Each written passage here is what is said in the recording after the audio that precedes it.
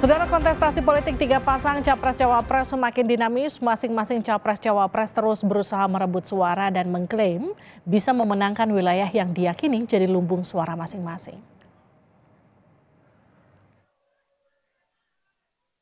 Meski belum memasuki masa kampanye, para calon presiden dan wakil presiden tetap bersosialisasi ke masyarakat. Selain perebutan suara pemilih muda, peta geopolitik juga menjadi incaran masing-masing kandidat. Pulau Jawa yang selama ini diyakini sebagai pulau dengan jumlah pemilih terbesar dianggap menjadi kunci pemenangan.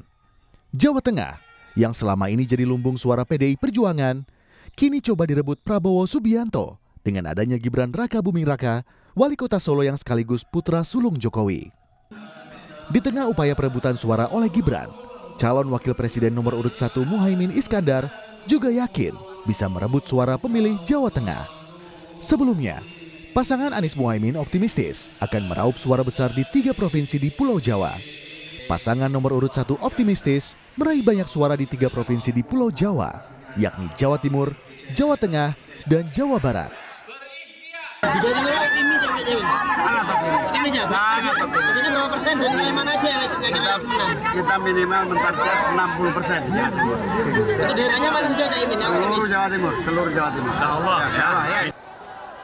Sebagai mantan gubernur Jawa Tengah 2 periode, Ganjar yang maju sebagai capres nomor urut 3 yakin Jawa Tengah tetap jadi kandang banteng.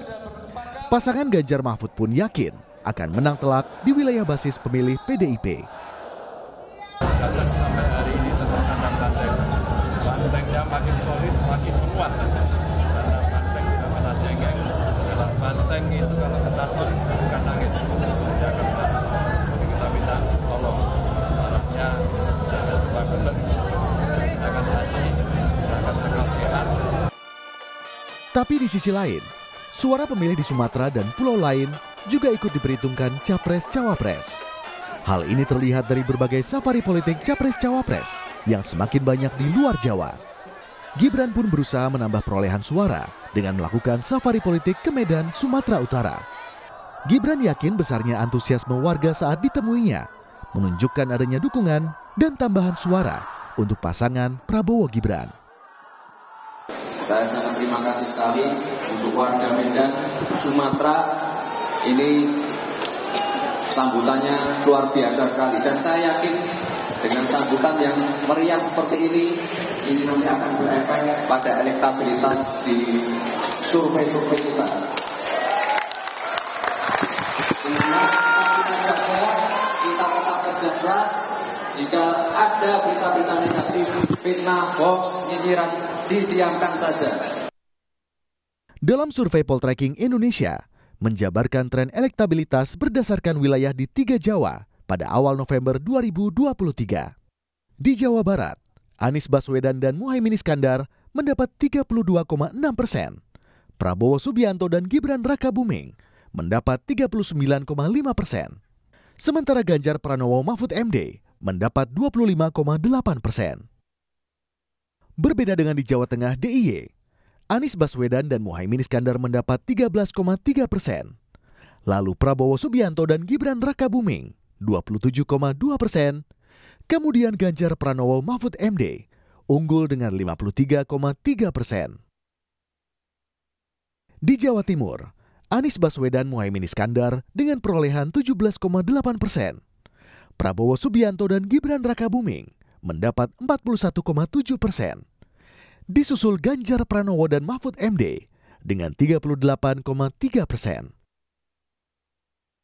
Sementara itu, dalam survei Litbang Kompas di Agustus 2023, wilayah Jawa cenderung masih dikuasai oleh Ganjar dengan dukungan saat ini 39,6% suara. Sementara Prabowo 28,8% dan Anies 16,7%.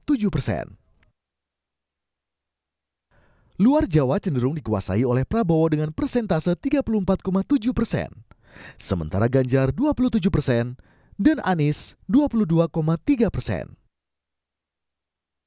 Komisi Pemilihan Umum telah menetapkan daftar pemilih tetap untuk pemilu 2024. Data KPU memperlihatkan bahwa ada 204.807.222 pemilih yang terdaftar dalam DPT Pemilu 2024. sebanyak 56,33% dari total pemilih nasional berada di Pulau Jawa. Naik turun elektabilitas masih sebatas survei. Masing-masing capres-cawapres yakin bahwa jelang hari pemungutan suara 14 Februari mendatang, semua masih bisa terjadi, khususnya dalam upaya merebut suara rakyat, baik di Jawa maupun luar Jawa. Tim Liputan Kompas TV.